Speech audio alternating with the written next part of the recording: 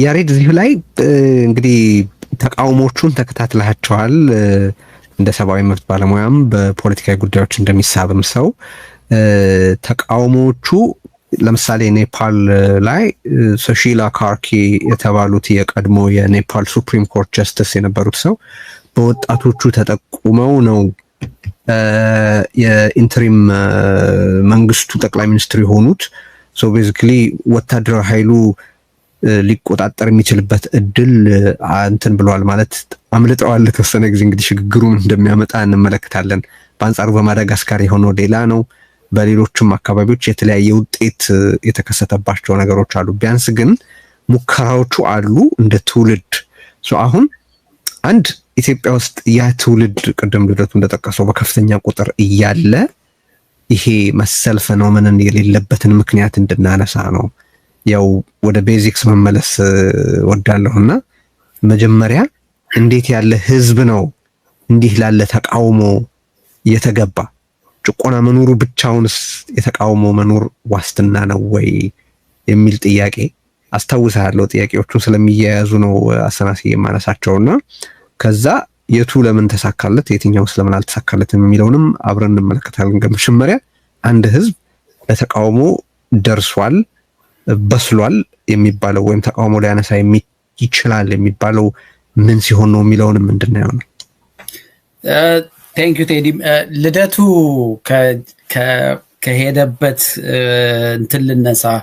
ይሄ በ1966 ከዛ በ1993 በ97 በ2010 የታዩት የሰላማዊ እምቢተኝነት ንቅናቄዎች የራሳቸው መገለጫ ባህሪም ቢኖራቸው አንድ ኮመን የሆነ ችግር አለ እና ለኔ የትልቁ ችግር ያለው የኢትዮጵያ የፖለቲካው ኤሊት ኢትዮጵያ ውስጥ ፖለቲካ እሰራለሁ የፖለቲካ ለውጥ አመጣለሁ ብሎ የሚያስበው ኤሊት ሰላማዊ ትግልን እንዴት ነው የሚያየው የሚለው ነው።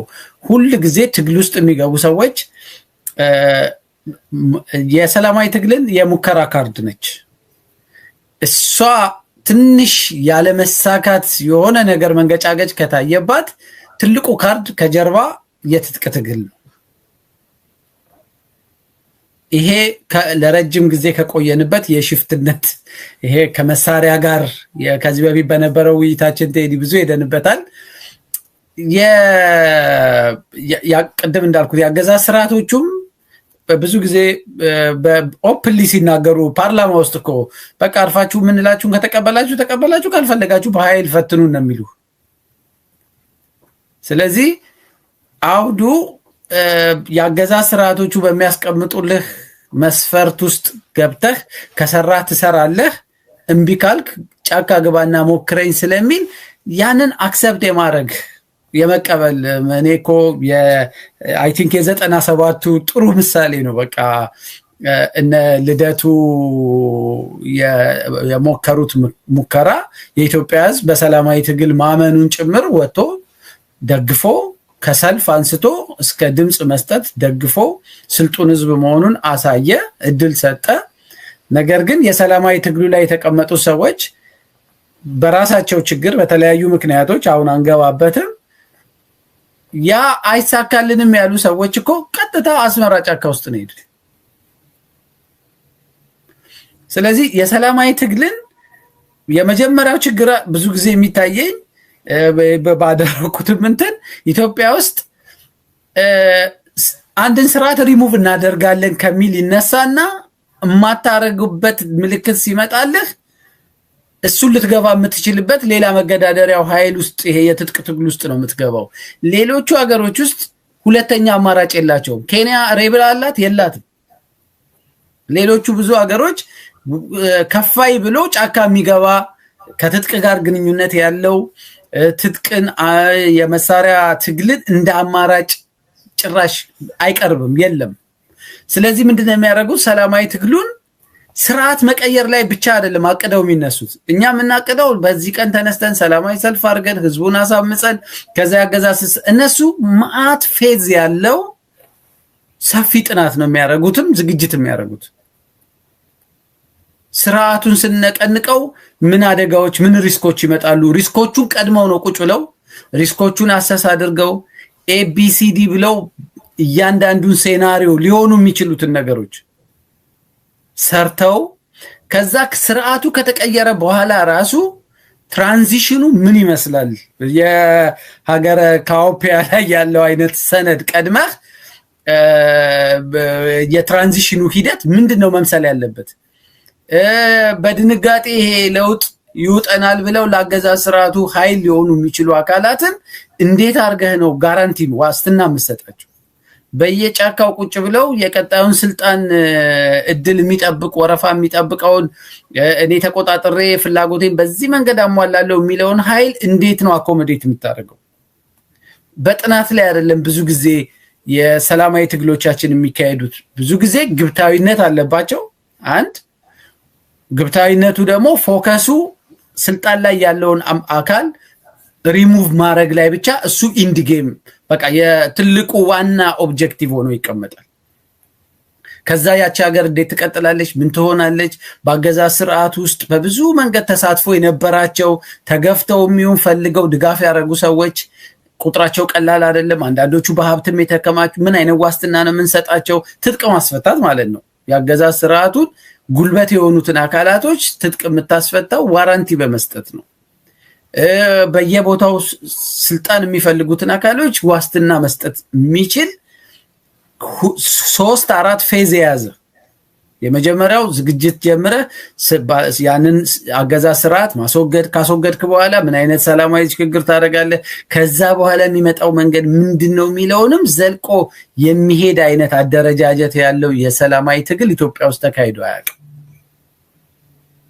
ስለዚህ ያገዛዝ ስርዓቱ ካልበረታ ትፈነቅለዋለህ ከዛ ግራ ትጋባለህ ሃይጃክ የሚደረገውም ለዛ ነው ብዙ ጊዜ አፍሪካ ውስጥ ደግሞ አድፍጦ የተቀበጠ አሁን የማዳጋስካር ኤዥያ ውስጥ ሁሉም የጄንዚ ንቅናቄዎች አሁን የኔፓሉ ወደ ወታደራዊ እንትን አልገባም ምክንያቱም የተደራጀ ጠንካራ የሆነ የሲቪክ ማህበር የተደራጀ የፖለቲካ ኃይልም ምንም ብቻ የነቃ ማህበረሰብ ስላለ ይሄ ለውጥ በቋፍ ነው የሚጠብቀው ስለዚህ የለውጡን በጥሩ ሁኔታ ያስኬዱልኛል ለሚላቸው ሰዎች እስከ ማስረከብ ይሄዳል አፍሪካ ውስጥ ያደፈጠ ወታደር አለ እዛው ያገዛዝ ስርዓት ውስጥ ያደፈጠ ወታደር አለ ምናልባት በራሱ ኩዴታ ማረጋግጦት ግን ቀን የሚጠብቅ ኢትዮጵያ ውስጥ የሆነው ነገር እሱ ነው ነቄሮ ፋኖ ሆብለው ሲወጡ ቅድም ቴዲ እንዳልከው ያገዛዝ ስርዓት ውስጥ አድፍጠው የሚጠብቁት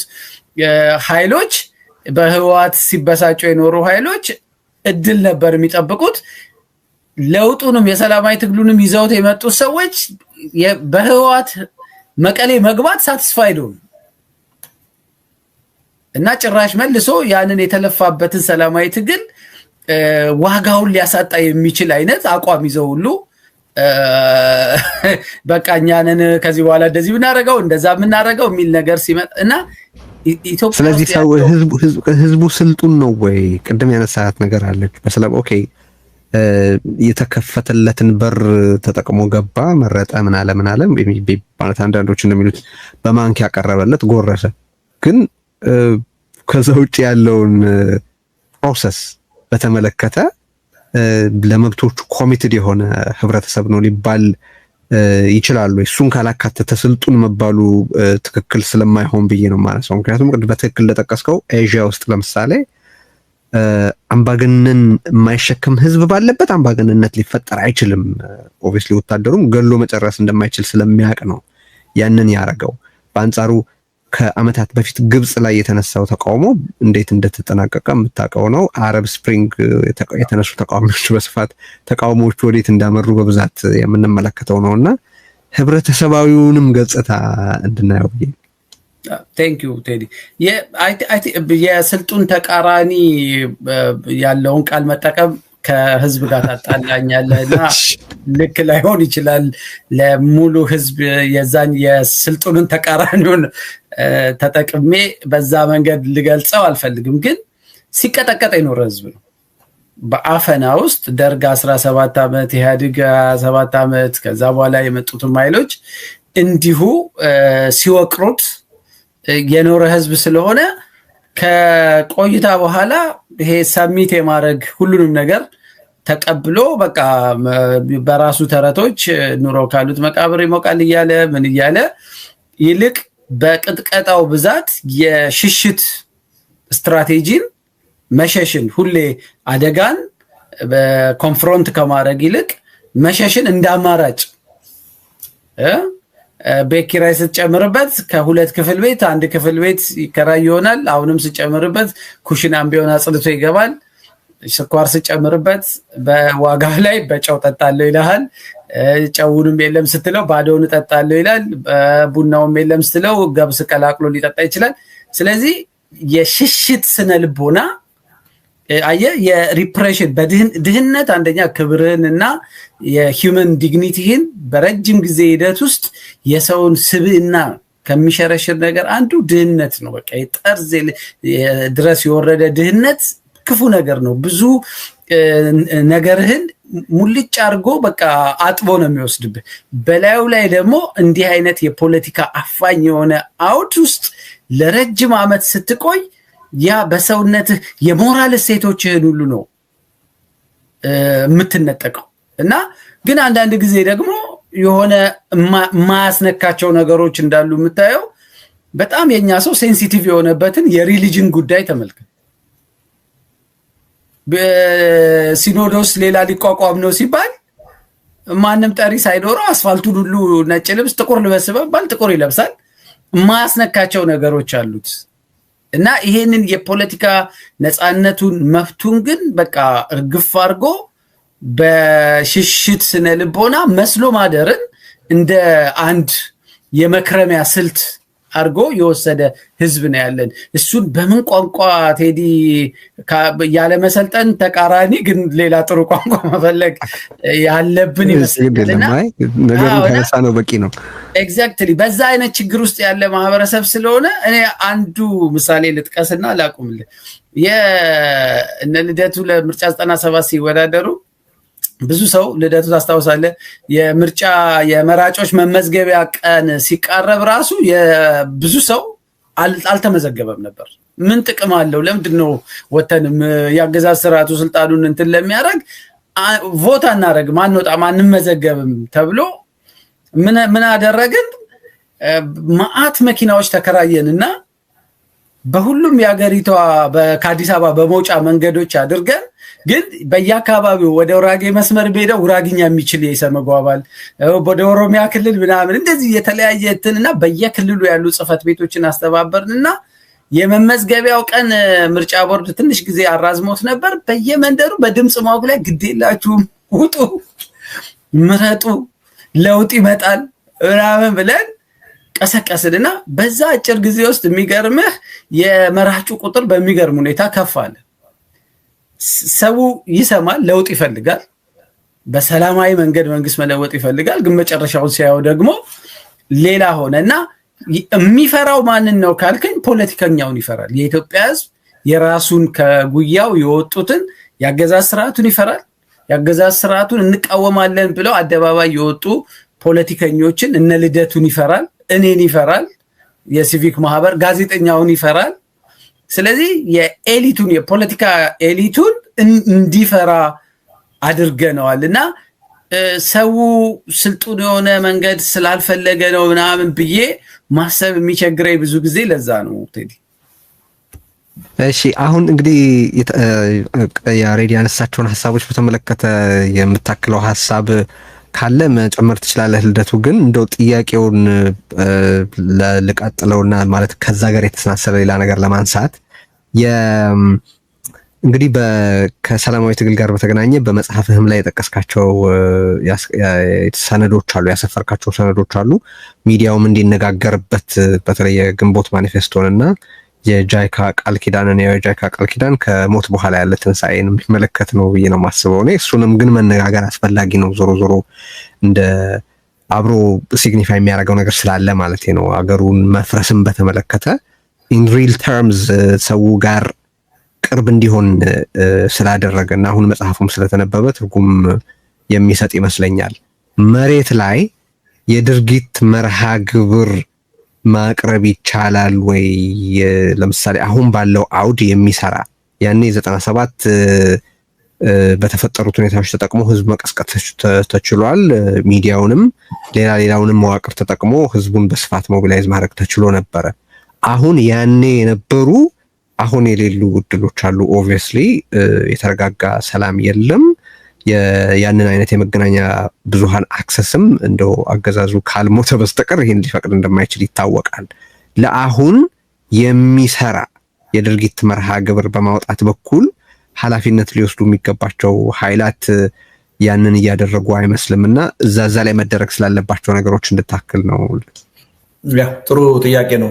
ከመጀመሪያ የመጀመሪያው ጥያቄ ያሬድ ጋር ያወራችሁት ላይ አንድ ነገር ለማለት የህብረተሰቡ የንቃተ ህሊና ደረጃ ምንም ይሁን ምን ህዝብ ነው። በብዙ ሀገሮች እንደው ሰልጥነዋል በሚባሉ የረጅም ጊዜ ዲሞክራሲ ባህል አላቸው በሚባሉ ሀገሮችም ህብረተሰብ በተገቢ መንገድ ካልተቀሰቀሰ የሚመጣውን ውጤት ብዙዎቻችን የአሜሪካን ህዝብ እኮ ትራምፕን መርጧል። እና ህብረተሰብ በጥሩም በመጥፎም አቅጣጫ እንዲሄድ ወሳኙ የፖለቲካ ልሂቁ ነው የሚል እምነት አለኝ። የፖለቲካ ልሂቁ ኮንሽስ ሆኖ በኃላፊነት ስሜት ነገሮቹን አይቶ በተባበረ ድምፅ ማውራት ከቻለ ህብረተሰቡን ወደ በጎ አቅጣጫ መምራት ይቻላል የሚል እምነት ነው ያለኝ። እኛ ከተበታተን እኛ የተለያየ ነገር ካወራን በዛው መጠን የህብረተሰቡን አስተሳሰብ የተለያየ ነው የምናደርገው እና ቁልፉ ያለው አሁን የፖለቲካ ልሂቁ ላይ ነው የሚል እምነት አለኝ። የኛ ዝግጁነት ችግር ነው። ያሬድ ያለው ቅድም እኛ መጀመሪያ ኢዴፓ 92 ዓመተ ምህረት ተቋቁመን ስለ ምርጫ ስናወራ ስለ ሰላማዊ ትግል ስናወራ እንደ እብድ ነበረ የምንቆጠረው። እነዚህ ዝም ብለው ውርውር የሚሉ እዚህ ግቡ የሚባሉ ወጣቶች አይደሉም እና ይሄ አገዛዙን ዴሞክራት ለማስመሰል የመጡ ናቸው ምናምን የማይወራብን ነገር አልነበረም። ጥርሳችን ነክሰን 2 የፓርላማ መቀመጫ 14 የምክር ቤት መቀመጫ በ3 ወር ዝግጅት ማሸነፍ ቻለ እና ሰዎች ትንሽ ቆም ብለው እንዲያስቡ ድል ፈጠር። ያም ሆኖ በፍጹም በሰላማዊ ትግል ለውጥ አይመጣም የሚል በጣም የገነገነ አስተሳሰብ ነው የነበረው። በኋላ ታስታውስ ይሆናል ያሬድ ኢሰመጉና በተለይ የአዲስ አበባ ንግድ ምክር ቤት ምረጥ አዲስ አበባ የሚል አጀንዳ ይዞ መጣ። ኖ ካርድ ማውጣት አለባችሁ፣ መምረጥ አለባችሁ፣ ይህን ምርጫ ዝም ብለን ማሳለፍ የለብንም የሚል ከኛ የተሻሉ ህብረተሰቡ በተለያየ መንገድ በእድሜም በትምህርት ደረጃም በልምድም የሚያከብራቸው ሰዎች ሀሳቡን ሲጋሩት ሲያይ ቆም ብሎ ማሰብ ጀመረ ህብረተሰቡ። 97 የመጣው ለውጥ ምንድን ነው?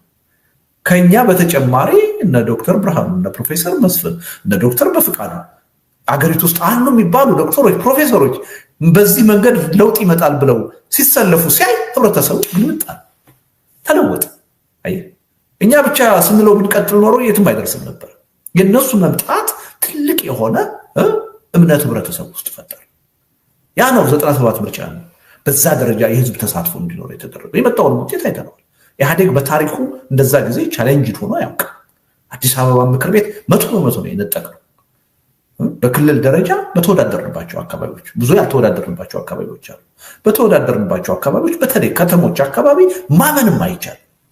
እኛም ለማመን የከበደን ገዢውን ፓርቲ ለማመን የከበደ ውጤት ነው የመጣው። ህብረተሰቡ ተስፋ ሲያደርግ ህብረተሰቡ ሲያምን ለውጥ ማምጣት እንደሚቻል በደንብ አይተናል። ከዛ በኋላ ግን ያው ያሬድ ያለው ነገር ነው።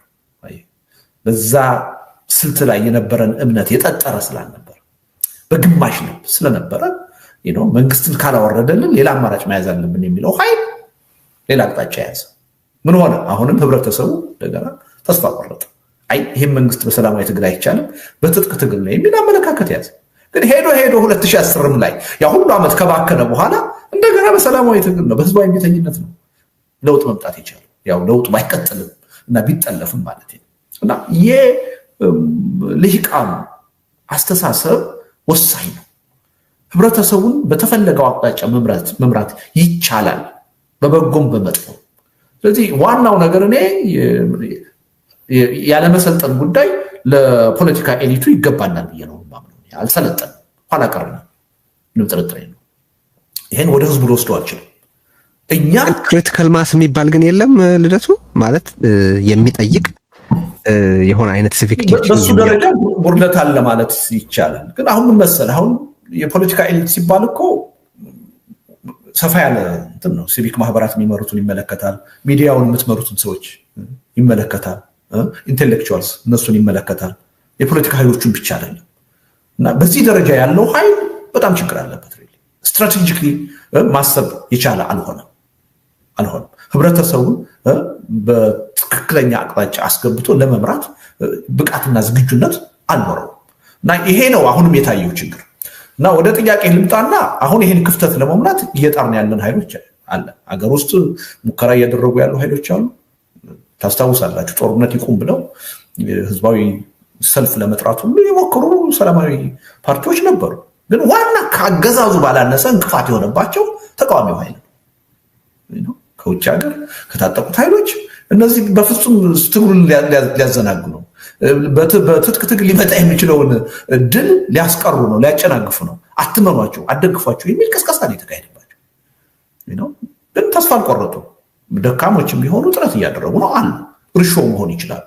በውጭ ሀገርም ያለን ኃይሎች አሁን ወደ መሰባሰብ እየመጣ ነው። በጣም ፖዚቲቭ የሆነ ሁኔታ እየተፈጠረ ነው። ይህን ትግል በተናጠል የትም ልናደርሰው አንችልም። ይሄ ትግል ደግሞ በትጥቅ ትግል ብቻ ለውጥ አስተማማኝ ለውጥ ሊመጣ አይችልም። ሰላማዊ ህዝባዊ እምቢተኝነት መቀጣጠል አለበት፣ ኢትዮጵያ ውስጥ መጀመር አለበት የሚል አስተሳሰብ ይዘን እየሰራን ያለን ሰዎች አለን። ይሄ አካል በአጭር ጊዜ ወደ ተግባር ይሄን እሳቤ ለመለወጥ የሚያስችል ዝግጅት ማድረግ ይችላል የሚል እምነት አለ። ለዛ መነሻ የሚሆኑ ሀሳቦች አሉ። አሁን ቅድም እንዳልከው ሀገረ ካውፕ ላይ የተቀመጠው የግንቦት ማንፌስቶ በኢትዮጵያ ተጨባጭ ሁኔታ የሚሰራ እሱን የማንበብ ፍላጎትን በተመለከተን ብታወራ ደስ ይለኛል። የሰው ምላሽ የነገረህ ምንድን ነው? የሚገርም ነው ቴዲ። አሁን ብለህ የህዝቡን የማንበብ ባህል እናውቀዋለን። በጣም ዝቅተኛ ነው ማለት ይቻላል። በተለይ አሁን በኢንፎርሜሽን ቴክኖሎጂ በነ ቲክቶክ ዘመን መጽሐፍ ማንበብ ሪሊ በጣም ከባድ እየሆነ መጥቷል። እኔ በጣም ፍርሃት ነበረኝ ምን ያህል ሰው ያነበዋል የሚል። ግን የሚገርምህ ያ በቀደም አንተም ያሬድም የተገኛችሁበት ያደረግነው የመጽሐፍ ምረቃ መሬት ላይ የፈጠረው ኢምፓክት ማመን የሚከብድ። በአራት ስልክ አገር ቤት ያሉ ስፖንሰር የተደረጉ መጽሐፎችን እንዲጠይቁ እና እንድንልክላቸው ከተናገርን በኋላ የመጣው ጥያቄ ማመን የማይቻልና ከአቅማችን በላይ ነው። ከጠረፍ ማመን ከማትችለው ቀበሌና ወረዳ ከዩኒቨርሲቲ ፕሮፌሰሮች ጀምሮ እስከ ተራው ህብረተሰብ ድረስ ሴት ወንድ ሳይል ያልጠየቀን የለም። ማመን በማይቻል መጠን ነው እየላክን ያለ ነው። ደግሞ እንደሚያነቡ ታውቃለህ። ግማሹ ሳይጨርስ መሀል ላይ አስተያየት ይሰጣል፣ ከጨረሰ በኋላ አስተያየት ይሰጣል። እና ከልቡ መጽሐፉን ስንልክለትና ሲደርሰው ራሱ ደስታው ምስጋናውን ሲገልጽ ጥማቱን ያሳያል። ሪሊ እኔ ይሄን የፈጠረው ነገር የተለየ ነገር አይመስለኝም። በዛ የምረቃ መድረክ ላይ ሰዎች ተገንተው ለህብረተሰቡ ያስተላለፉት መልእክት የሚዲያዎቹ ትብብር ያመጣው ነው ብዬ ነው የማምነው። እና ሪሊ እኔ በጣም በህይወቴ ያስደሰተኝ ከግምቴ በላይና ውጭ የሆነ ነገር ነው አሁን ያየሁት ይህን መጽሐፍ በሚመለከት። እና ህብረተሰቡ አንድ ነገር ስታቀርብለት ለመቀበል ዝግጁ ነው። ትልቁ ችግር ምንድን ነው? የሀሳብ መከፋፈል ካለ ነው። የሀሳብ መከፋፈል ካለ ኤሊቱ በአንድ ላይ የመቆም አዝማሚያ ከሌለ እና የሀሳብ ግጭቶች ኖረው እነዛ ግጭቶች ለህብረተሰቡ የሚሄዱ ከሆነ ግን ህብረተሰቡ ሁለት ነገር ነው የሚቸገረው። አንደኛ የትኛው ትክክል ነው የሚለውን ነገር ለመቀበል ይቸገራል። እዛ ላይ ነው የህብረተሰብ አቅም ችግር ውስጥ የሚመጣው። እና ሲመርጥም ምናልባት ከትክክለኛው ይልቅ ትክክለኛ ያልሆነውን ከሚጠቅመው ይልቅ የማይጠቅመውን መንገድ ሊመርጥ ይችላል። ኔጌቲቭ ነገሮች በጣም ጉልበት አላቸው፣ በተለይ በሶሻል ሚዲያ ዘመን። እና ሪሊ በኃላፊነት ስሜት ከተጠቀምን በተጨባጭ ከኢትዮጵያ ተጨባጭ ሁኔታ ጋር ሊሄድ የሚችል በተግባር ውጤት ሊያመጣ የሚችል ሀሳብ አለ፣ በደንብ አለ። ይህን ሀሳብ የበለጠ ማጎልበት፣ ማሻሻል፣ ማዳበር ይጠበቅብናል ብዬ አምናለሁ። እሱም በአግባቡ ከህብረተሰቡ ጋር ኮሚኒኬት ካደረግን ቅድም ያሬድ ብሏል። አንዳንድ ሰው እንዴት 45 ቀን ለውጥ ይመጣል ይላል፣ ስሜታዊ የሆነ አባባል ነው ምናምን የሚሉ ሰዎች አሉ። እኔ ያሬድ ባለው ነው መስማማው። እኔ እንደው በጣም ጀነረስ ሆኜ ነው እንደው ሰው ስሜታዊ እንዳይሆን እና ሁሉንም ነገር ኤግዞስቲቭሊ አሟጠን መጠቀም እንዳለብን ስንገባበት ደግሞ ማንጠብቃቸውም ቻሌንጆች ሊመጡ እንደሚችሉ ታሳቢ መደረግ ስላለበት ነው እንጂ 45 ቀን ላይፈጅ ይችላል። በቅድመ ሁኔታዎቹ የተዘረዘሩትን ነገሮች የፖለቲካ ኤሊቱ አስቀድመን ከሰራ ነው 45 ቀን እጅግ ረዥም ነው። በተግባርም አየን እኮ እኛ ገና ስንከራከር እዚህ ሀገረ ካውፒን ከጻፉት በኋላ ነው አንዳንዶቹ ሀገሮች ላይ ይሄ እንቅስቃሴ ተጀምሮ ውጤት ያመጣ። እኛ ይቻላል አይቻልም ያን ገና እንከራከራለን። ማዳጋስካር በ20 ቀን በ21 ቀን 3 ሳምንት ማለት መንግስት አባረረ ይቻላል። ኔፓል አይተናል። በነገር ላይ ዘ ቤስት ኤግዛምፕል ያው ቀኑ ረዘም አለ መሰለኝ 2022 ነው አይደለ? የስሪላንካ ህዝባዊ መጽ 2022 ነው። ታሚል ታይገር በዓለም ከታወቁ የረጅም ጊዜ ልምድ ያላቸውና ጠንካራ ከሚባሉ የጎሬላ ፋይተሮች ውስጥ አንዱ ነው ነበር። 30 ምናምን ዓመት ነው ያሬድ ልትረዳ ይችላል። 36 ዓመት ምናምን የተዋጋ ሄዶ የመጨረሻ ውጤቱ ምንድን ነው? ለአሸናፊነትም አልበቃም። የመጨረሻው ቁጥር 1 መሪው እስኪገደል ድረስ ያ ጦርነት ተካሂዶ ከምድረ ገጽ ነው የጠፋው። ይሄ በሆነ በጥቂት ዓመታት ውስጥ ግን ወጣቱ ሌላ አስተሳሰብ አዲስ አስተሳሰብ ይዞ መጥቶ በሰላማዊ ህዝባዊ የሚተኝነት በቀናት ውስጥ ነው መንግስትን የጣለው። በአጭር መስዋዕትነት ሜቢ 20-30 ሰው ነው የሞተባቸው። እና ሪሊ እዚህ አጠገባችን የሆነውን ነገር እያየን ነው። ማዳጋስካር አፍሪካ ነው እየረሳ ነው እንጂ ሱዳን እኮ በአንድ ሳምንት እኮ ነው መንግስት የተቀየረው። ኬንያ አይተናል ያወጣውን ህግ ወዲያውኑ ይቅርታ ጠይቆ እንዲሰርዝ ያደርጉት። እና እኛ እያወራን ሌሎች ግን እየተጠቀሙበት ነው። እና እኔ በተግባር የፖለቲካ ኤሊቱ ይሄ ቅድም ያልከው ማህበረሰብ አሁን ያለው ሲቪክ ማህበራት መሪዎች፣ ተጽዕኖ ፈጣሪ ግለሰቦች፣ ኢንቴሌክቹዋልስ፣ ጋዜጠኞች በተለይ በዚህ ወቅት ወሳኞቹ ሚዲያዎች ናቸው። እኔ ከፖለቲካ ኃይሎችም በላይ ሚዲያ ወሳኝ ነው የሚል እምነት አለኝ። ህብረተሰቡን በየዕለቱ የምታገኙት እናንተ ናችሁ። እኛንም ከህብረተሰቡ ጋር የምታገናኙ እናንተ ናችሁ። እና የሚዲያ ሚና እጅግ ከፍተኛ። ይሄ ኃይል ኃላፊነቱን በአግባቡ ከተወጣ በጣም ቀላል ነው፣ ይቻላል። እጅግ በጣም አነስተኛ በሆነ መስዋዕትነት በአጭር ጊዜ ለዘላቂ ውጤት በሚበቃ መልኩ ውጤት ማምጣት ይችላል። ለዛ ደግሞ እየተዘጋጀን ያለን ሰዎች ሌት ተቀን ምንሰራ ሰዎች አለን። ሪሊ እሱ ልጠይቅ ነበር። የሚገርምህ አንዱ እንደው አጭሩ አስተያየት ብትሰጥበትና ወደ መጠቅለያችንም እየሄድን ነው። ያሬድም አንተም አስተያየት ብትሰጡበት የምፈልጋቸው ነጥቦች አሉ። ግን አንደኛ የወጥነትን ነው እየጠየቅ ያለኸው ወይ? እንደው ለክላሪቲ ኦኬ፣ በትጥቅ ትግል የሚያምን አለ። አሁን ኦቨርናይት ወደ ሰላማዊ ትግል እምነቱ ሊመጣ አይችልም።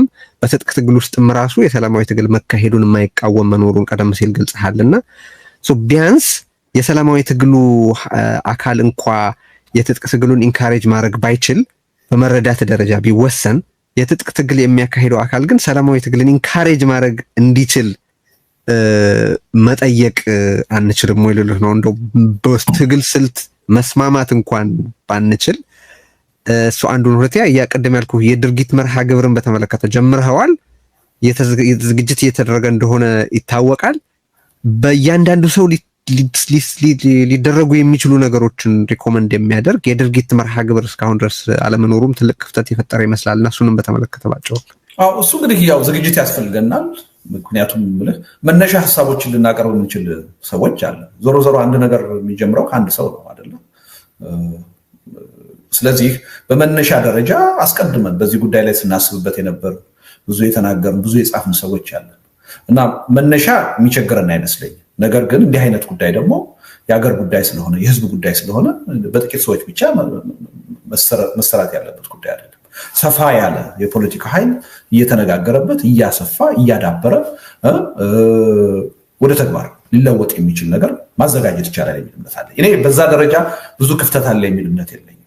አንድ ትልቁ ችግር አሁን መሰባሰብና ይቻላል የሚለውን መተማመን። አሁን ቅድም ያነሳው ነገር በትጥቅ ትግል ያሉ ወንድሞቻችን ሲቻል ቢደግፉ ሲቻል ምንም የሚጎዳቸው ነገር የለም፣ ይጠቅማቸዋል እንጂ አገሩን ይጠቅማል፣ ህዝቡን ይጠቅማል። ከማንም በላይ በትጥቅ ትግል እንቅስቃሴ እያደረጉ በሞት አፋፍ ላይ ያሉ ኃይሎችን ይጠቅማል እና ሲቻል ቢደግፉ፣ ካልተቻለ ግን ለምን እንቅፋት ይሆናል? ለምን ይቃወማሉ? ያን መቃወም እኔ ትርጉም ያለው አይመስለኝም። ቅድም ካልኩት ሰልፊሽ ከሆነ ከአንዳንድ ግለሰቦች የስልጣን ጥም ውጪ ትርጉም የለም። ስለዚህ ሪሊ በዛ ደረጃ ያለውን አንደርስታንዲንግ የማምጣት ጉዳይ ነው እንጂ የዶክመንት ዝግጅቱ ፕራክቲካሊ ከኢትዮጵያ ተጨባጭ ሁኔታ አንጻር ምንድነው ሊደረግ የሚችል ረጅም ዓመት የደከምንበት ሰዎች አለ እውነቱን ለመናገር። ስለዚህ ቢያንስ እኛ መነሻ የሚሆን እርሾ የሚሆን ሀሳብ ማቅረብ እንችላለን። ከዛ በኋላ በሰፊ መድረክ ውይይት እየተካሄደበት እየበሰለ እየዳበረ ወደ ተግባር የሚለወጥበት ሁኔታ ሊመጣ ይችላል እና እኔ እውነቱን ለመናገር በጣም ይቻላል የሚለው ላይ በጣም ወደ እርግጠኝነት የተጠጋ እምነት ነው ያለኝ። ከባዱ ነገር ተቃዋሚው ጎራ ተባብሮ አንድ ሆኖ ይሄን ነገር ለመምራት ይችላል። ይሄ በጣም ቻሌንጅ ከባድ ነው። ይሄን ሳስበው በጣም ከባድ ነው። ተስፋ መቁረጥ ስለሌለብን መጣር ስላለብን ነው እንጂ ሪሊ በፖለቲካ ኃይሉ መካከል ያለውን መዘበራረቅ ካየህ ለውጦች አሉ። ከተወሰነ ጊዜ ወዲህ ጥሩ ለውጦች አሉ፣ አበረታች ለውጦች አሉ። ግን ያለው ችግር አሁንም ቢሆን ከባድ ነው። እሱን መሻገር ከቻል ከዛ በኋላ ያለው በጣም ቀላል። በስልጣን ላይ ያለው አገዛዝ ራሱን ከህዝብ የነጠለ ነው፣ ማህበራዊ መሰረት የሌለው ነው። ከበቂ በላይ ህዝብ የሚበድሉ ተግባራትን በየቀኑ እየፈጸመ በየቀኑ እየተናገረ ራሱን ከህዝብ የነጠለ ነው። ህዝብን በከፍተኛ ብሶት ውስጥ ያስገባል። ሪሊ ወደዛ መስማማት ተቃዋሚው ጎራ ከመጣ በአንድ ድምፅ ህብረተሰቡን ያን መልእክት ካስተላለፍንለት በአጭር ጊዜ ለውጥ ይመጣል የሚል ይመስላል። ያ ከዚህ ችግር ሊያወጣን የሚችል አገሪቱን ከመፍረስ ህዝቡን ከባሰ እልቂት ሊያወጣ የሚችለው እሱ ነው የሚል እኔ አማራጭም አለን ብያለሁ። አሁን በያዝነው መንገድ ከቀጠል እኔ ሀገረ ካኦፒ ላይ ያየነውን ነገር ነው ምናመጣ የሚል እምነት ነው ያለኝ። ሀገሩ ከፈረሰ በኋላ ደግሞ እንደ ሶማሌ እንደምናምን ሊመጣ ይችላል መፍትሄ ሀሳብ፣ ግን ቱሌት ነው የሚሆነው። መጀመሪያ አሁን ህዝብን ማዳን አለብን፣ አገርን ማዳን አለብን። ነገሮቹ እንዳይመለሱ ሆነው ከመበላሸታቸው በፊት ነው እነዛ መፍትሄዎች የሚጠቅሙ እንጂ እንደ ሀገረ ካኦፒ ከሞትክ በኋላ የሚመጣው መፍትሄ ላይጠላ ይችላል። ያው አገር መቼም ዘላለም ፈርሶ ላይ ቀጥል ይችላል፣ ግን ብዙ ኪሳራ ከደረሰ በኋላ ነው የሚሆነው እና እኔ አሁኑኑ ለኢትዮጵያ የሚያስፈልጋት የሽግግር ሂደት ከፈረሰች በኋላ አይደለም፣ አሁን ነው፣ ዛሬ ነው የሚያስፈልጋት። በዛ ደረጃ መዘጋጀት ያለብን፣ ሰነድ ማዘጋጀት ያለብን፣ ለህብረተሰቡ ራሱ ምን ለውጥ ነው ልናመጣ የተዘጋጀ ነው። ይህን ስርዓት በትግል ከስልጣን ካወረድ ነው ምን የተሻለ ነገር ልናመጣ ነው የፈለግነው የሚለውን ድል ካደረግን በኋላ አይደለም፣ አስቀድመን ዛሬ ማሳየትና ማሳመን አለብን። የሰላማዊ ትግል ስንጀምረው እንደምናሸንፈው እርግጠኛ መሆናችንን እንደምንጨርሰው እርግጠኛ መሆናችንን ከወዲሁ ነው ማሳየት ያለብን። መሀል ላይ እንደማይቋረጥ፣ መሀል ላይ እንደማይኮላሽ አንድ ጊዜ ከጀመርነው ምንም ሌላ አማራጭ እንደሌለን ከማሸነፍ ውጭ ማሳየት መቻል አለብን፣ ማሳመን መቻል አለብን በተጨባጭ ማለት ነው። ያን ማድረግ ይቻላል የሚል እምነት ነው ያለን። ትልቁ ችግር በእኛ ዙሪያ ያለው መግባባት፣ ያን ከፈጠርን እኔ ሁሉ ነገር ቀላል ነው የሚል እምነት ነው ያለን። ያሬድ እንግዲህ በዚህ አሁን ከ2010 በኢትዮጵያ በፊት ቢያንስ የነገሮች ሁሉ ማጠንጠኛ የነበረ አንድ አገዛዝ ነበረ ኢህአዴግ የሚባል። አሁን ከዛ የከፋ ማዕት ነገር ተፈጽሞ በዛ ደረጃ ያለ ቢያንስ በትርክትና በፕሮፓጋንዳ ደረጃ የነገር ሁሉ ቁጥር አንድ የሀገሩ የደህንነት ስጋት አገዛዙ ነው የሚለው ስምምነት ተፈጥሮ ትመለከታለህ ወይ? እንደ አንድ ታዛቢና የሀገሩን ጉዳይ በቅርበት እንደሚከታተል ሰው ስምምነት አለ ወይ? የምናስበውን ያክል አንዳንዴ በራሳችን በብል ውስጥ ስለምንኖር ሊሆን ይችላል ወይ ያ ስምምነት የተፈጠረ የሚመስለን የሚል ጥያቄ ስላለኝ ነው። እንድ አሁን ስለ ህብረተሰብ አንስተናል ቅድምም የትኛውን ቃል ብንጠቀም ይሻላል ስንል ቆይተናልና ሳይለንት ማጆሪቲ ሲባል በጣም ተደጋግሞ የሚነሳ ሀረግ ነው የሳይለንት ማጆሪቲ ነገር። ግን በሌላ በኩል ደግሞ if the majority is silent then it doesn't exist የሚሉ አሉ። ማለት በሀገሩ መሰራትም ሆነ መገንባት ላይ ትርጉም ያለው ለውጥ የማያመጣ ከሆነ አለ ብለን ምን እንቆጥረዋለን? ፖለቲካሊ ማለት ነው እናት በፊዚካሊ በነባራዊ እውነታ ደረጃ ማለት ሳይሆንና ይሄን በተመለከተ አንዳንድ ነገር ልትል ነው እየተቀለልን ነው። ከማህበረሰብ ጋር ያለውን ነገር ልጀምር። እኔ አሁን ልደቱም እያወራ ያንተንም ጥያቄ እንደገና መልሼ ማሰላሰል ጀምሬ ነበርና የኢትዮጵያ ሕዝብ ሁለት ነገር እንደው በድፍረት መናገር ይቻላል። ለተማረ ሰው የሆነ ቦታ ይሰጣል። ሳይማር ተምሮ የትምህርትን ቫልዩ ሳያቅ ግን መማር ብርሃን ነው። የተማረ ሰው አገርን ቤተሰብን ይለውጣል ብሎ ዲፕሊ የሚያስብ ማህበረሰብ ነው ያለውና ለትምህርት ትልቅ ቫልዩ እየተቸገረ ተሰቃይተው ልጆቻቸውን የሚያስተምሩ የማህበረሰብ ክፍል ያለበት ሀገር ነውና ለትምህርት ትልቅ ቦታ ከመስጠቱ የተነሳ ልጄ ተምሮ ህይወቴን ይጦረኛል፣ ይለውጠኛል፣ ለሀገር ኩራት ይሆናል ብሎ የሚያስብ ማህበረሰብ መሆኑን ደግሞ የተማረ ይግደለኝ ሁሉ ይልሃል። እና ያ ምኞቱ መሬት ጠብ አላለም። የተማረው ልጁ ነው እየገደለው ያለው። እና ወታደር ይፈራል፣ ጠመንጃን ይፈራል። ከወታደሮች ጋር ያለው ግንኙነት በጣም በጥንቃቄ ላይ እንትን ያደረገ ነው። የተማሩ ልጆቹን ተስፋ ስለሚያደርግ አያምንም፣ ግን ተስፋ ስለሚያደርግ ብዙ እድል ይሰጣል። ሁሌ እድል ይሰጣል። በ66 እድል ሰጥተዋል፣ በ93 እድል ሰጥተዋል፣ በ97 እድል ሰጥተዋል። በ2010 ለእነ አብይም ለውጡን ላመጡት ወጣቶች እድል ሰጥተዋል። ነገም ብትጠይቀው ስለጨለመበት ትንሽ ብርሃን ካሳየኸው የኢትዮጵያ ሕዝብ እድል ይሰጣል። ለዛ ነው ህዝቡን የምንገልጽበት ነገር በጣም ጥንቃቄ የተሞላበት። እኔ ባለፈው ጽሁፌን ኮት ያረከው ነገር ቴዲ የተካደ ህዝብ ነው። ቢትሬይ ተደርጓል ባስተማራቸው ልጆቹ። በሰላማዊ ትግል ቀን ያወጣልኛል ያልከው አንድ ምሁር አይ በቃ ያየሁት ምልክት ልክ አይደለም ብሎ ጫካ ተመልሶ ከገባ ምንም ሳይማር ነፍጥ አንግቦ ጫካ ውስጥ ከተቀመጠው ሰውዬ ጋር በምን ትለየዋል? ስለዚህ እየተደጋገመ ባስተማራቸው ልጆች ይለውጡኛል ባላቸው ልጆች የተካደ ህዝብ ነው እና ከጠመንጃ ጋር ከታጠቁ ሰዎች ጋር ያለው ግንኙነት ሁሌ በፍርሃት ብቻ የተሳሰረ ነው። ውሉ መተሳሰሪያው እንጂ እምነት የለውም።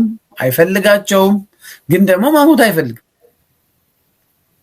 ስለዚህ በእነዚህ በሁለት ኃይሎች ተምረው አስተምሯቸው በካዱት የልቡን ባላደረሱለት የፖለቲካ ኤሊት፣ ቅድም ፖለቲካ ኤሊት ሲባል የፓርቲ ሰዎችን ብቻ ማሰብ የለብንም ያለው ልደተው ልክ ነው።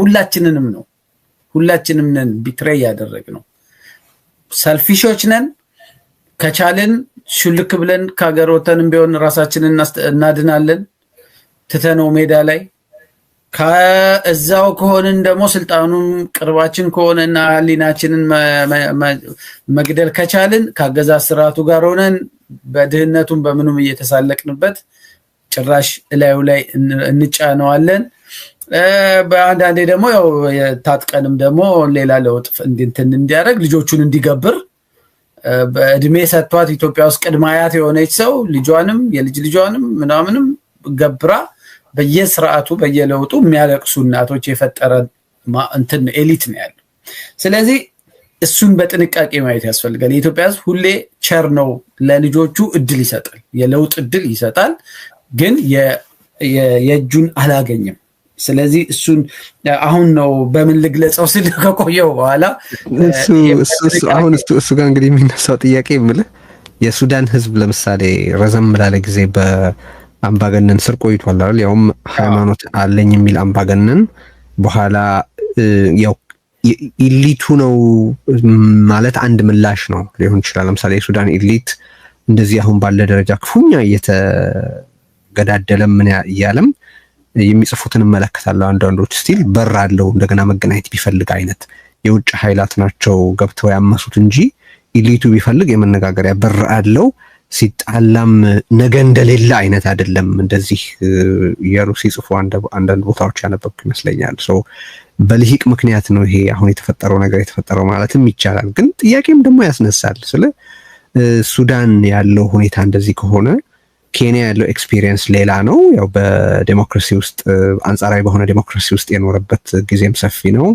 በሌሎችም ቦታዎች የደቡብ ኮሪያን ፍንቀላ በተመለከተ እንደውም እዛ ህገ መንግስታዊነት የሰራበትን ኢንስተንስ ነው የምታየው።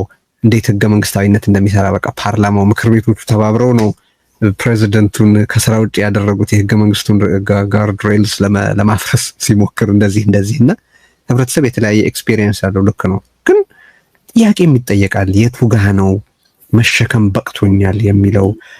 እንደ ፕሮፌሰር መስፍን አይነት ሰው ደግሞ ህዝቡ አድፋጭ ነው፣ ዝም ብሎ የጠብቅና ነው የተመቸ ሁኔታ ሲፈጠርለት በሙሉ ኃይል አሽቀንጥሮ የሚጥለውም አይነት አስተያየት አለ። ህብረተሰብን በተመለከተ ራሱ ብዙ አስተያየት ነው ያለው እና የውይይት አካል መሆን አለበት። ሪሊ ምንም ጥያቄ የለውም።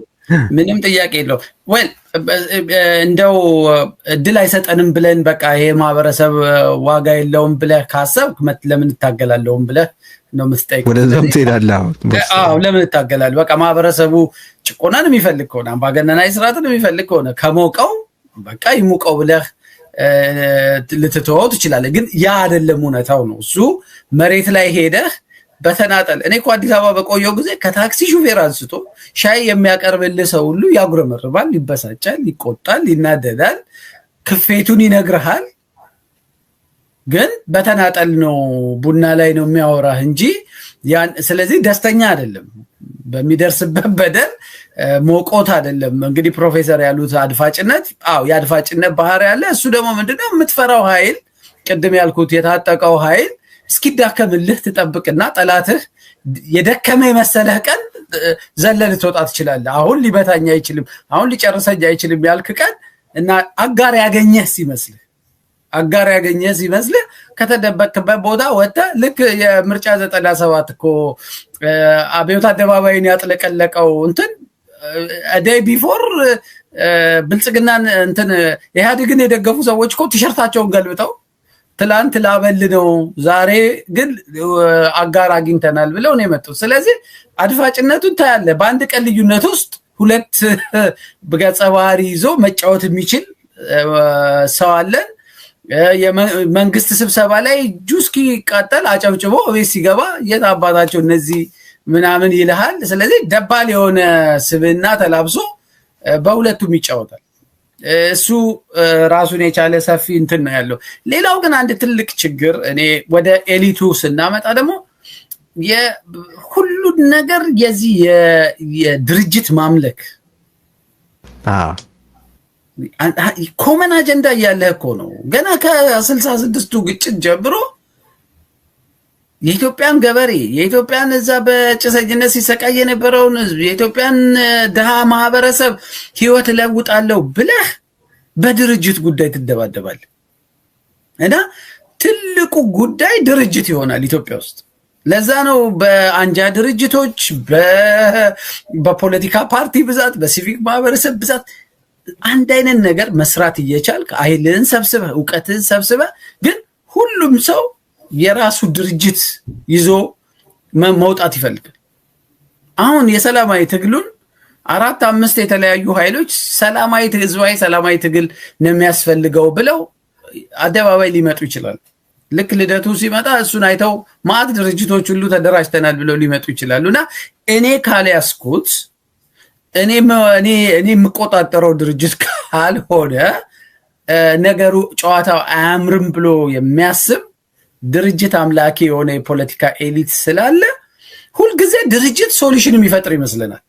አንድ የፖለቲካ ድርጅት ውስጥ ችግር ሲገጥምህ እስከ ጥግ ድረስ ሄደህ በመርህ በምን ፋይት አድርገህ ድርጅቱን ማነጽ ሲሻል በማግስቱ ያኮረፈ ሰው ሁሉ ኢትዮጵያ ውስጥ የሚያደርገው ድርጅት ነው የሚፈጥረው። ይሄ ፖለቲካ ፓርቲዎች ውስጥ ብቻ እንዳይመስልህ እኮ እንደ ማህበረሰብ ችግር ውስጥ እንዳለ ብታውቀው ሃይማኖት ውስጥ አንድ አምላክ እያመለከህ እንደው አዳንዴ እነ ገብርኤልን እነ ሌሎቹንም ሰዎች እንትን አማራ፣ ትግሬ፣ ጉራጌ ምናምን ልናረጋቸው ሁሉ እንፈልጋለን ዩሲ። ስለዚህ እንደ ማህበረሰብ ከድርጅቶች ጋር የተያያዘ ግን ደግሞ በጣም የተሳሳተ ድርጅትን አዳኝ አድርጎ የማሰብ አደገኛ ምልከታ አለ። እሱ አሁንም የኢትዮጵያ የፖለቲካ ኤሊቶች የሚሰቃዩበት በሽታ ነው። ለሱ መፍትሄው ተመልከት፣ ኬንያ አንድ ድርጅት ፈጥረው ምናምን አይደለም። ሌሎቹም አሁን የጄንዚ ሙቭመንቶችን ካያቸው በድርጅት በአንድ የድርጅት የበላይነት መሪነት ድራይቭ የሚደረጉ አይደሉም። እንደውም አይ ቲንክ የኔፓሉ መሰለኝ ሊደርለስ የጄንዚ ሙቭመንት ነው የሚለው። የኔፓሉ ሊደርለስ ነው የሚለው። ስለዚህ ዋይ ኖት የመቶ ድርጅት መሪዎች የአንድ ሙቭመንት መሪ ሆነው ለምን አይመጡ? አንድ ድርጅት በሉችን ፕሮፖዛል ይያለው ከተቀበላችሁ ተከተሉኝ ምናምን ሳይሆን ማአት ድርጅቶች ተሰብስበው የሁሉም ድርጅቶች መሪዎች ሊደር ሆነው እንደ አድሆክ አይነት የሊደርሺፕ እንትን አቋቁመህ ለምን አትመጣም? እና እሱን አፕሮች የኢትዮጵያ የፖለቲካ ኃይሎች ካልቀየሩ የኢትዮጵያ የሲቪክ ማህበራት ይሄ ኤሊቱ ይሄን የድርጅት አምላኪነት በሽታውን ቀይሮ ራሱን አንጾ ካልመጣ ሁሌ ይጠለፋል። የኢትዮጵያ ጀንዚዎች ቢነሱም እንኳን ይወድቃሉ። ልደቱ የትግል ስኬታማነትን በተመለከተ እንቅስቃሴ ውጤታማ የሚሆነው በድርጅት ከተመራ ነው የሚል የተለያየ ሀሳብ ስታቀርብ ቆይተሃልና አሁን ያሬድ ካነሳው ሀሳብ አንጻር ያንተ አስተያየት ምንድን ነው የሚለውንም አንሳ። ፕላስ ዛሬ አሁን ኢትዮጵያ ውስጥ ላለው የዚህ የሌሎች አገራት ጄኔሬሽን ዚ አቻ የሆነው ትውልድ ሊያረጋቸው የሚችላቸውን ቤዚክ ነገሮችንም በመጠቆም አይ ቲንክ ውይይታችንን ማጠቃለል እንችላለን። ግን የምትነጋገሩበት ነገር ካለ በደንብ ማንሳት ትችላላችሁ። የተለያየ አስተያየት ያላችሁ ስለመሰለኝ ነው። እዚህ ላይ ቀጥል ልደቱ። ምናልባት ልደቱ ከመቀጠሉ በፊት ለልደቱ አንድ ነገር ላቅርብ ቴዲ። እሺ ቀጥል። እኔ ልደቱን ውይይቱም ሳያልቅ እንትን ማድረግ እንፈልገው የዚህ የግንቦት ማኒፌስቶን አሁን እንደዚህ በውይይት መካከል መነሳት ያለበት ጉዳይ ሳይሆን ራሱን የቻለ ቅድም እየጻፍኳቸው ነበር እያንዳ 11ዱንም ነጥቦች እና እያንዳንዱ ነጥብ ላይ ራሱን የቻለ ሰዎች ተመርጠው ምሁራኖች ከተለያየ ባክግራውንድም ሊሆን ይችላል በቂ ዝግጅት አድርገውበት እንዴት ነው የሚያዋጣው እያንዳንዱ ርዕስ 2-3 ገጽ የሚወጣው ሐሳብ አለው በውስጡ። እዚህ ላይ ጥቅል ነው እንዳይረዝምብህ በመጽሐፍ መልክ ስላወጣውና ማኒፌስቶ 20 ገጽ 30 ገጽ ሊወጣው የሚችል ሰነድ ስለሆነ አስበህበታል ወይ ለውይይት ክፍት እንዲሆን ለዲቤት ክፍት እንዲሆን እና ምናልባት ካላሰብክበትም እሱ ቢካሄድበት ለማለት ነው።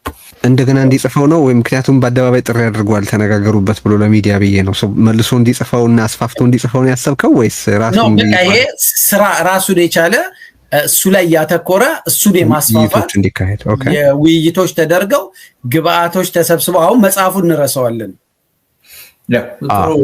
መጽሐፉ ይረሳል። ይሄ የትግል ሰነድ ነው። እዚህ የትግል ሰነድ ላይ ከተለያዩ ምሁራኖች ግብአት ሰብስቦ ሰነዱን ብቻ ደግሞ ሌላ አንድ 20 ገጽ የሆነ የግንቦት ማኒፌስቶ እንደገና ለህዝብ ሊወጣ ይችላል። እሱን ለማለት ነው።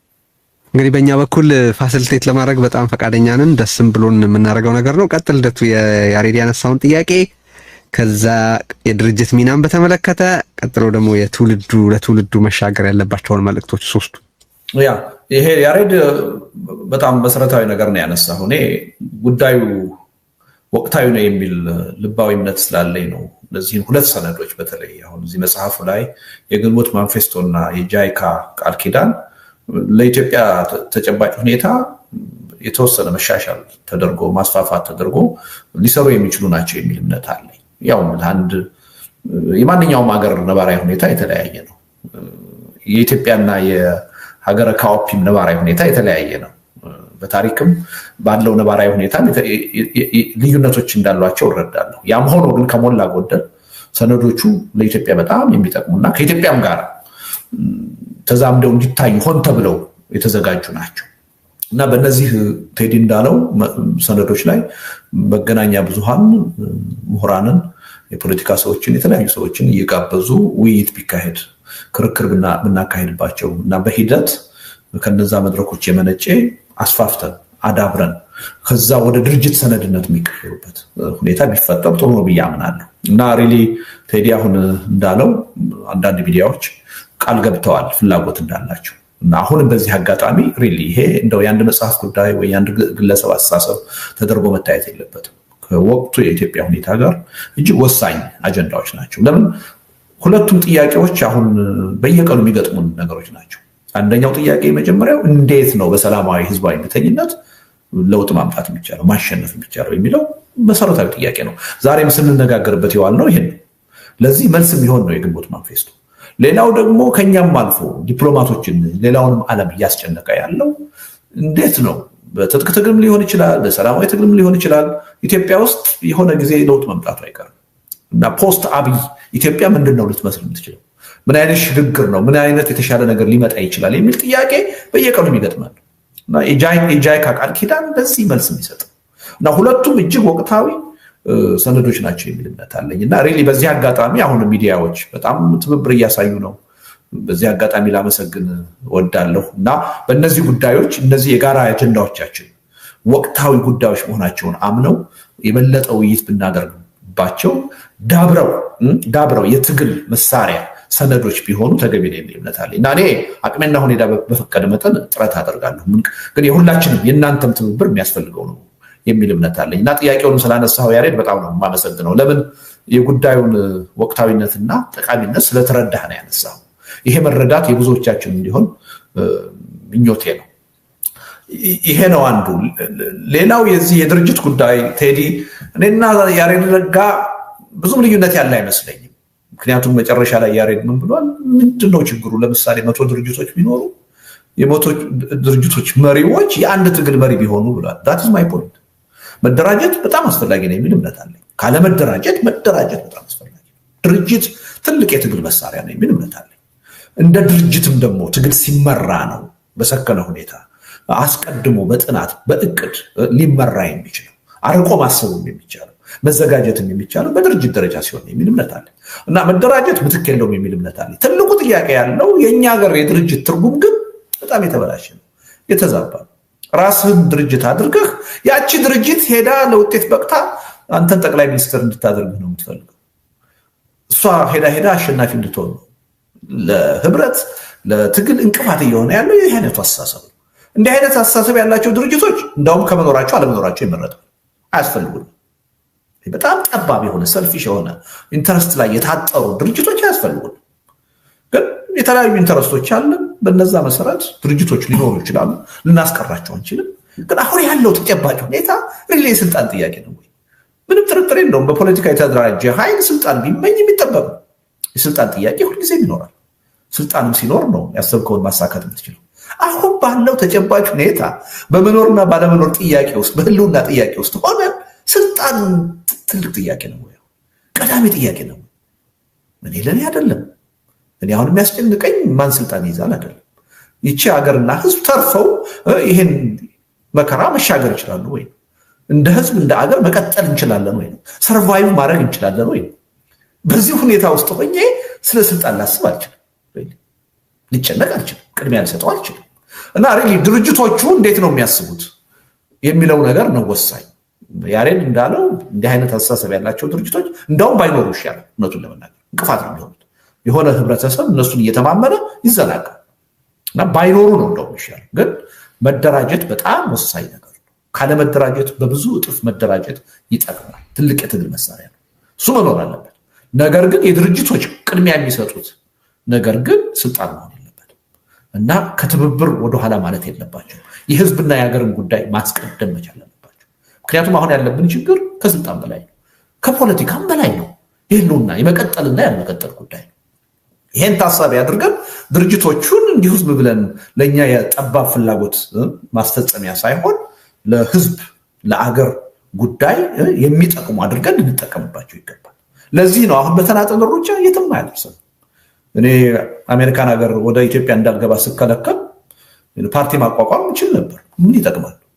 ለዛ ነው የተለያየ አመለካከት ያለን ሰዎች አሁን አገርና ህዝብን የማዳን ተልኮ ነው ሊኖረን የሚገባው በሚል ነው ሲቪክ የሆነ ፕሬሸር ግሩፕ እያቋቋምን ያለ።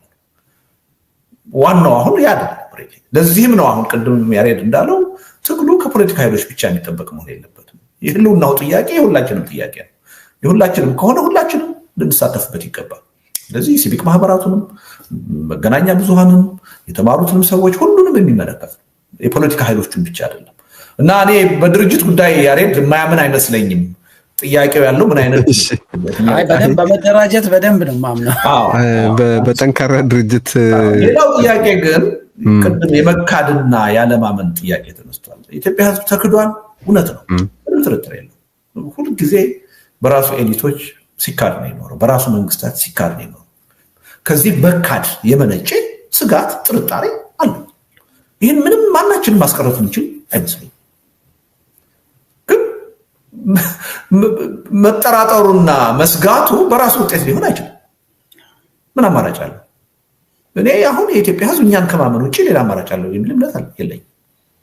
አነሰም አደገም ለውጥ መምጣት አለበት ብለን እንቅስቃሴ የምናደርገው ኃይሎች መቀላቀል አለበት ብዬ ነው የማምነው። እውነቱን ለመናገር ጥርጣሬውንም ስጋቱንም ማስቀረት የሚቻለው ደግሞ ኢንጌጅ በማድረግ ነው፣ ዳር ሆኖ በመመልከት አይደለም። በቃ የተደራጀ ነው የተሰባሰበ ነው እንቅስቃሴ እያደረግን ያለ ነው ኃይሎች እኛ ከሆን ምን አለ ሌላ አማራጭ? ሰግተህ ከምትቆም ስትጋልብ ፍረጥ የሚል ግጥም አለው በቀለ መኮንን። ስለዚህ አዎ ዝም ብሎ በስጋትና በጥርጣሬ መቀጠል ምንም አማራጭ አለ። የሀገር ጉዳይና የህዝብ ጉዳይ ተክጃለሁ ካሁን በፊት ስለዚህ ወደፊትም የሚመጣው ይክደኛል ብለህ የምትቆምበት ጉዳይ አይደለም።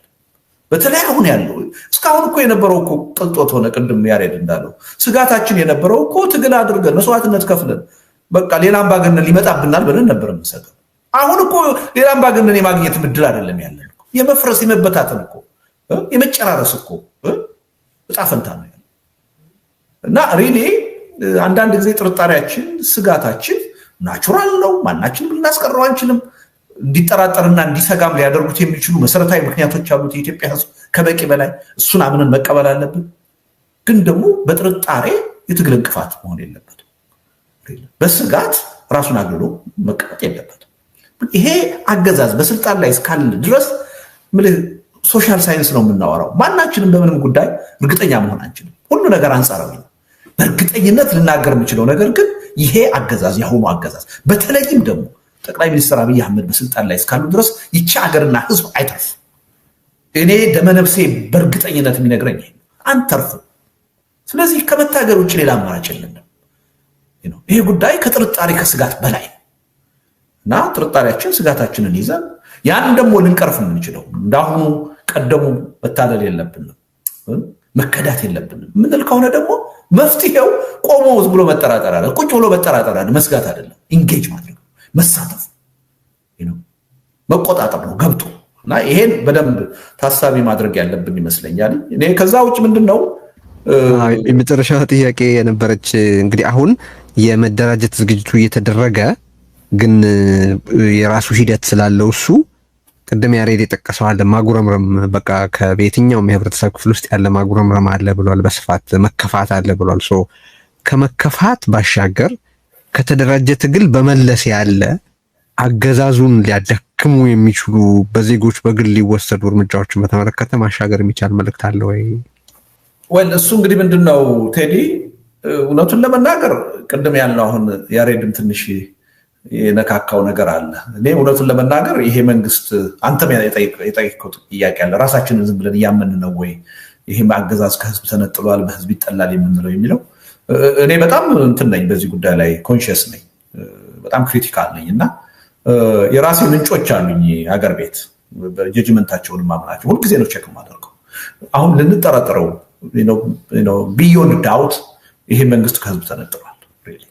እኔ በተለይ አሉኝ 2-3 ራይድ ሲነዱ የሚውሉ ከህብረተሰብ ጋር በየደቂቃው የሚገናኙ እና ይህን ነገር ስራዬ ብለው ቼክ የሚያደርጉ ሰዎች አሉኝ፣ ወዳጆች አሉ።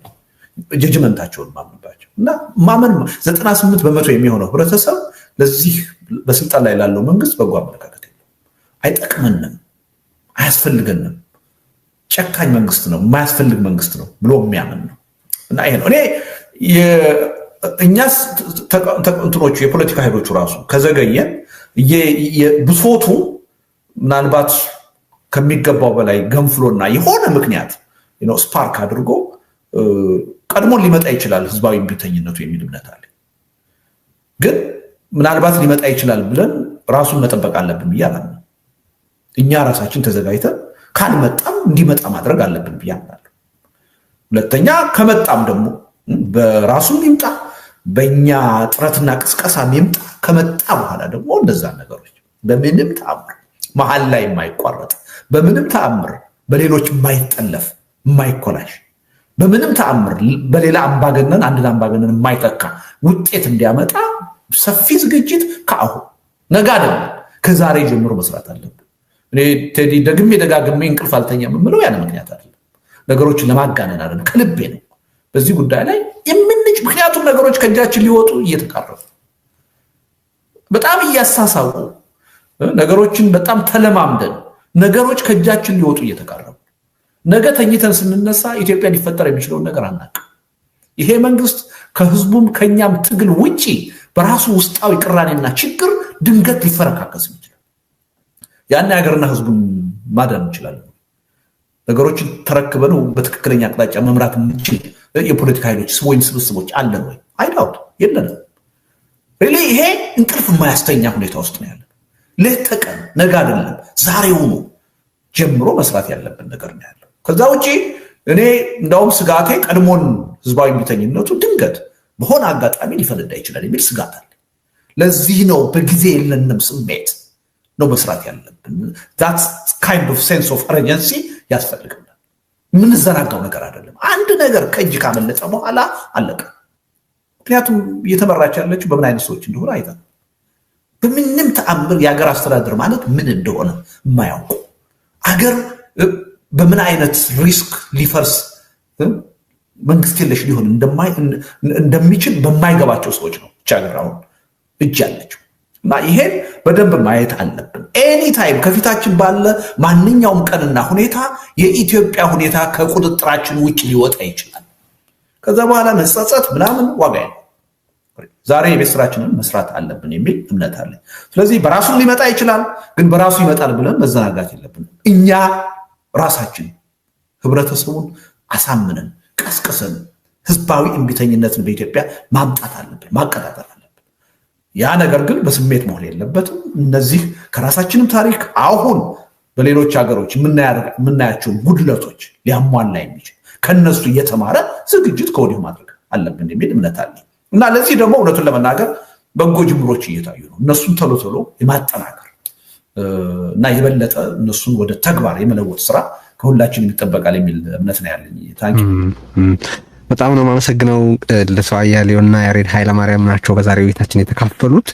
ብዙ በጣም ጠቃሚ የሚባሉ ነጥቦች አንስተናል። በየፊናችሁ የምትነጋገሩባቸው፣ የምትጽፉባቸው፣ የምትመካከሩባቸው እና ሪፍሌክት የምናደርግበት ሁላችንም መልሰን የምናኝካቸውን ሀሳቦች ተነስተዋልና ይህን ማድረግ ነው ፍላጎታችን።